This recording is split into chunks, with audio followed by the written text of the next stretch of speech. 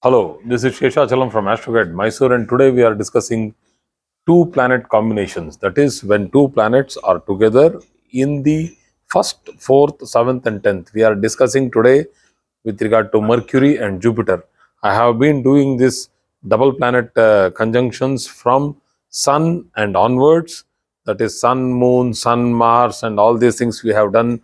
Mars, Mercury, Mars, Jupiter. We have finished the Mars series also. Today we are doing the Mercury series, wherein there are three combinations which are left over. That is Mercury Jupiter, Mercury Venus, and then Mercury Saturn. So let us now today discuss about one of the most strongest Raja Yogas which happens in a native's chart, which is as good as a Gajakesari Yoga. That is what my Guruji explained. And some of the texts somewhere I have read also that it has to be regarded to the level of the Gajakesari Yoga, because this is a yoga in which you are, mixing two great qualities. One is extreme logical interpretation, realistic interpretation, that is what is Mercury, and the other one is the repository of wisdom, Viveka, that is Jupiter. A lot of wisdom and a lot of intellectual property put together will give you this yoga, which is known as a Mercury Jupiter yoga, which is also as good as a Jnana yoga, or we call it as a yoga of skills. So, if this is posited in the first, fourth, seventh, tenth, I am only explaining about the Kendras, and let me finish this. And because people are asking me, what happens if this is in the second house? What happens this is in the third house? There are a lot of number of videos, but we will come to that later. But let us first finish Kendras, then we will do Trikonas, and then come to the other spots. So, the first house, Jupiter will bestow wisdom to the native, and if strong, will control the immature qualities and behavior of Mercury. See, very clearly, when we are talking about Mercury, we are talking that it is immature. So Mercury is like that. It wants to go in, and it is like a person who goes and turns everything and sees what's underneath. It's not because he is suspicious, he is curious. So this curiosity sometimes is regarded as immature quality, but Jupiter is a very dignified planet, a heavy planet. So when it is sitting along with Mercury, and it is ahead of Mercury and strong, and it is prominent, dominant, so it will subdue the immature qualities of Mercury and make itself more prominent. So that means the person will have control over the unnecessary immature qualities of Mercury, and will be excellent in logical interpretation. So a logical planet, Mercury, sometimes gets into the mode of curiosity, and the native gets deviated from the primary goal what he has started for. So the goal itself can, he can forget the goal and get deviated. So that is what was the main thing. So this is rectified by Jupiter. So this particular strong position of Jupiter with Mercury can make the person master the five senses. So he will not get under the hold of the senses. Rather, he will be able to control and hold the senses himself. So he can master the five senses, and the way he approaches life, very charming, knowledgeable, wise, and will be skillful and of high stature. He will not talk low or think low. So will always be associated himself with the elite, and can be a head of a department, organization, or an industry. So this is a very strong position of Jupiter and Mercury in the Lagna. But now, does this always work in every Lagna? So you should ask yourself, or you can go and ponder yourself with your, let us say, for example, I am taking a Lagna of Vrishabha Lagna, that is Taurus. We know that for Taurus, Mercury is the second and the fifth lord, but Jupiter is the eighth and the 11th lord. So Jupiter becomes a malefic, obviously. So when a malefic like Jupiter is there in Taurus, and we have Mercury in Taurus, so will this same thing be applicable? Yes, to a certain extent. But still, because Jupiter is the eighth lord, it will give Deha Kasta Yoga. It can give some obstacles. Eighth lord is a natural Badaka. A natural Badaka. See, the seventh lord is the natural opposition. The eighth lord is the natural Badaka. That is, it causes hurdles. And the 11th lord is also a Badaka, but it's for the Chara Rashis. This is a Sthira Rashi, so I will not take that like that. I will take it as a Labhakaraka, that is for profits. So, when I take the same combination, let me put this combination Simha Rashi. See the difference between the 8 lords. Now you will understand. Simha Rashi, that is, if I put this combination in Leo and make it the ascendant, again Jupiter is the 8th lord because it is the lord of Pisces, but it is the 5th lord. So now I will be giving more importance to the 5th house. Why? Because 5th house falls in the sign of Sagittarius, and Jupiter has its Mula Trikona in the 5th house, that is in Sagittarius. So, having the Mula Trikona in the 5th house, Jupiter performs 75% like the 5th lord and 25% like the 8th lord, which is Pisces. So, we need to understand these things. I have made videos on malefics and benefics for each ascendant. In this, I have made you understand, or I have taught how to calculate the strength as to which lordship is more prominent in the chart rather than the other one. So let us understand this particular thing. If it is sitting in the Simha, Mercury becomes the second and the 11th lord. Now Mercury is the 11th lord. He is obviously not a great planet to be there in the Simha Rashi, but Mercury is a great friend of Sun. And when it is sitting there, and Jupiter is also an excellent friend of Sun. So when it is, both of them are sitting there, it gives rise to one of the strongest Raja Yogas. The second lord and the 5th lord sitting in the ascendant gives rise to Dhana Yoga, Raja Yogas, fantastic yoga. So we need to keep doing all this for all ascendants to understand how actually it favors the native. So let us go to the 4th house. That is the second Kendra. So if the ascendant is somewhere in, let us say, if it is in Vrishabha Rashi, so it will be like Taurus, Gemini, Cancer, and Leo. So the 4th house. So like that for every ascendant, because this is it's a super duper combination. Only when it is weak, or both the planets are retro, or any one of them is retrograde, or it is combust. I am not going into all these things today. In advanced classes, when we are doing delineation of charts, when we are doing combined delineation, that is, we have 2 or 3 methodologies and we are mixing them, then let us go into these intricate systems of what will happen. What will happen if Jupiter is combust and there is Mercury along with Jupiter? Or what will happen if both Jupiter and Mercury both are combust and Sun is there? Sun is always near Mercury. So there are very strong chances that Jupiter and Mercury both can be combust. So we will not go into all these instances as on date. It is extremely difficult to explain each and every intricacy and then go ahead in teaching. So because when you are learning something, think that you have not learnt anything, because there are many people who are asking that you do it fast and finish it. You should have done that in your second standard, then you should have finished your 10th standard examination in the second standard itself. You should not have gone to school, directly finished your MBBS. Not possible. You went step by step, right? You did not jump there. Why you did not jump there? Because you couldn't jump. Because you had to finish calculus, and then you had to come to integrals, then you have to go to infinite integrals, then you have to go to the transportation problems, and then you have to go to the other problems of mathematics. You cannot simply give calculus to a third standard boy and tell do it. There might be exceptional cases.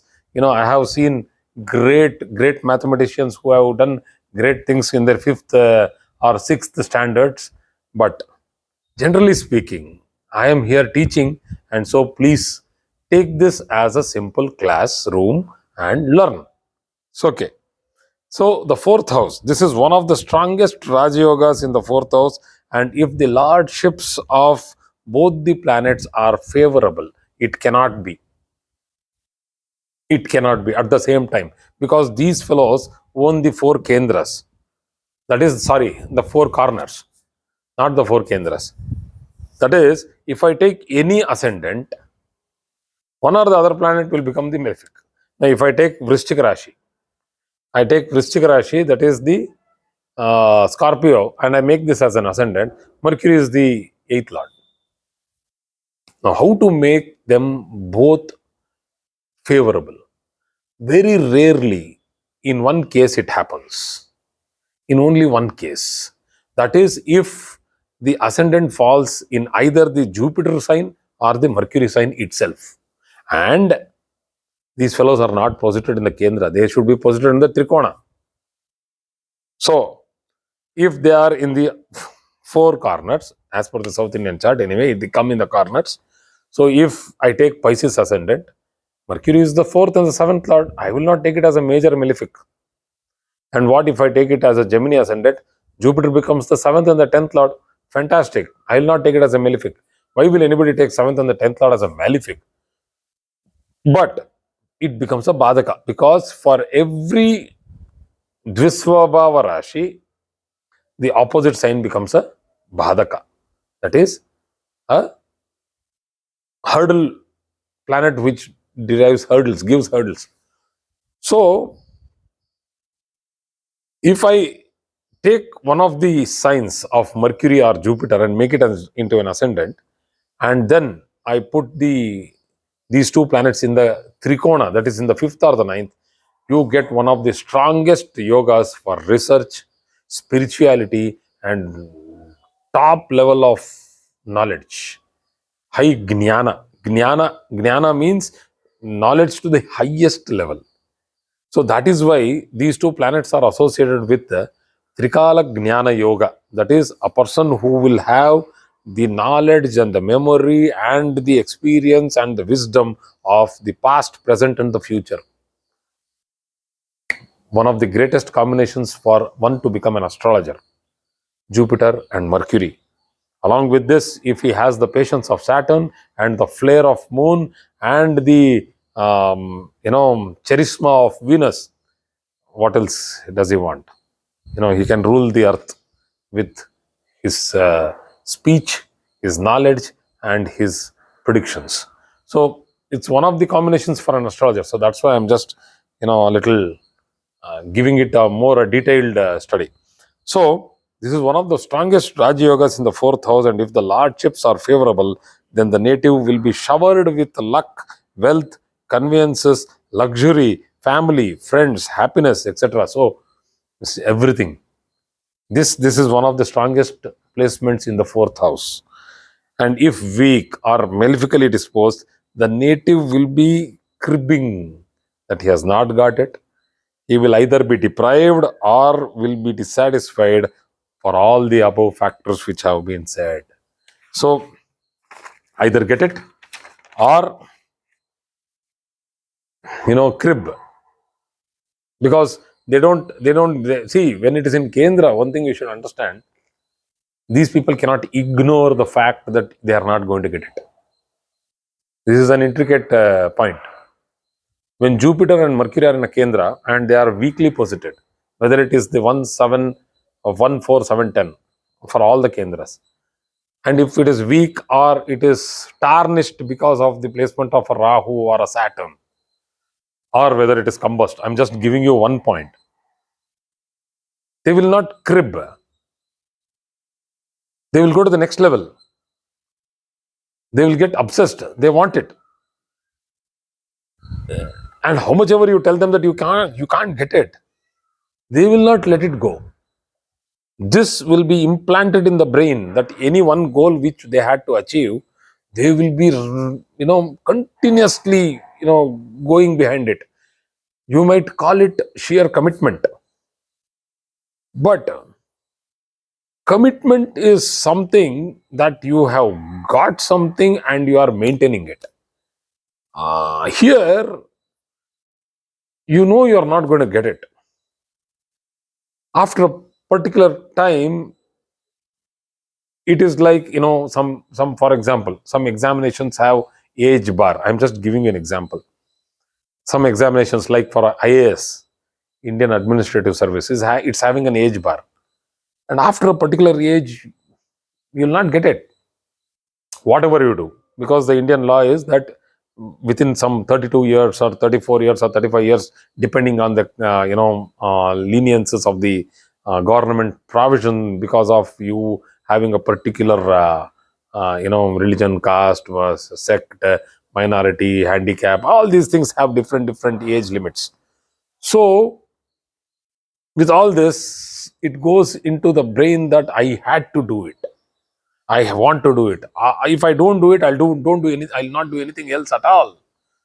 This obsessive way of behaving is also because of a weak, tarnished position of Jupiter and Mercury in any Kendra, particularly the fourth house, because the fourth house is for qualification. In the 10th house, it is for profession. It's always there will be a dissatisfaction that I wanted to do that, I wanted to be there, but I'm still here. That dissatisfaction will be huge. So you need to understand all this by understanding the Shadbala of the planet, position, aspect, and conjunction, PAC, of both the planets with other planets. So, seventh house, Jupiter and Mercury in good position will give Sat Kalatra Yoga. I have done this yoga, Sat Kalatra Yoga, one of the beautiful yogas to understand the virtue of this spouse, whether it is he or she. For you, it will be a great companion whom you will be getting in your life if your seventh lord, or the seventh house, or the placement of Jupiter and Mercury in the seventh house. So, what a beautiful yoga this is. That is, if the seventh lord itself is Jupiter or Mercury and it is placed with a good planet, that is also a kind of Satkalatra yoga, but this is directly Jupiter and Mercury placed in the seventh house. And for the four corners, what I said, that Pisces, it is again Bhadra Yoga. For Sagittarius, it is Bhadra Yoga. And for Gemini, and that is Hamsa Yoga. And for Pisces Ascendant, it becomes, for Kanya Rashi, that is for Virgo Ascendant, it becomes Hamsa Yoga. Either way, they will get one of the main Panchamaha Purusha Yogas. There are other placements also where you get Hamsa Yogas, but not Bhadra Yoga. You will get Hamsa Yoga. That is when it is placed in Capricorn. Capricorn Ascendant, 7th house, you get Hamsa Yoga because Jupiter is exalted there. So these five lagnas will get great, value in their spouse. Great, very great value in the spouse. If it is again tarnished, they will get a spouse with very high stature, but will demean you in social public life. Will demean you. They will not give you any respect at all because of that, bad planet which is sitting, which is trying to put some confusion or into that particular combination. Okay. A huge social circle, provided the ascendant is well placed. So, for the seventh house, I'm talking good relationship with father and will be happy to continue in his or her father's legacy. This is also very important to note. Why is this particular point so much stressed? That is because from the Kala Purusha, Jupiter is the ninth lord, and from the Kala Purusha, Mercury is the sixth lord. To take ahead legacy, you need to have the sixth and the ninth strongly posited. So that is why this has also been derived from, see, everything is derived from the Kalapurusha only. And it is slowly, it transforms itself because of the lordships from the given ascendant. That's all. So that is how this is. And then we go into the 10th house. And as I said earlier, that one of my, my Gurujis has said that this is strong as a Gajakesari yoga. Gajakesari yoga is a soft yoga. Like, I am here for all of you. It is like, public works. And I keep telling, a person will become paropakari. That is, he's always for others. Gajikesari Yoga is always like that. So he is not for the family most of the time. It is like he is always for others. He'll stand for others, but he'll not stand for the family. This happens in Gajikesari Yoga, and I have seen it in many cases if Jupiter is a little weak. That is Jupiter Moon combination we are talking now. But in this case, no chance. This person will be strong with the family, strong with everybody, and strong with the social life also. So that is why this yoga is a little above Gajikesari yoga, but it has to be well placed. Okay. This yoga gives fame, recognition, and identity due to skill and finesse the native possesses. He knows how to finish a work. He knows how to finish a job. He will never want to take a black spot or a black name, dark spot or a black, spot or some bad name in any job he does. So whatever project is given to this person, he will finish it with good, excellent, levels where the customer will be very happy. So though born in a very humble background or a financial background, this person will very fast rise up to very high levels in her or his or her job or business, and reach to a pinnacle in his profession, like, becoming a CEO, something like he will become a beacon for that particular community or that particular family. He will be like a beacon. Everybody will be telling, if you have to study and become like him. He becomes an idol. So idol, or we call it as an ideal. So this is how the Jupiter Mercury combination can give excellent rewards for a person. There is one thing, and the last point is very important. This point is extremely important, that when Jupiter or Mercury become retrograde, in this case, in the combination, there is a chance that a person will become self-centered, selfish, and will think only about himself and a little bit about his family. But for him, what he gets and what he not gets is very important. So simply getting malefically posited, it is only that, you are trying to subdue the behavior of a planet. But when it becomes retro, the planet gains what we call as a chesta bala, and it can alter a lot of things in a person's life. Thank you very much for today's class.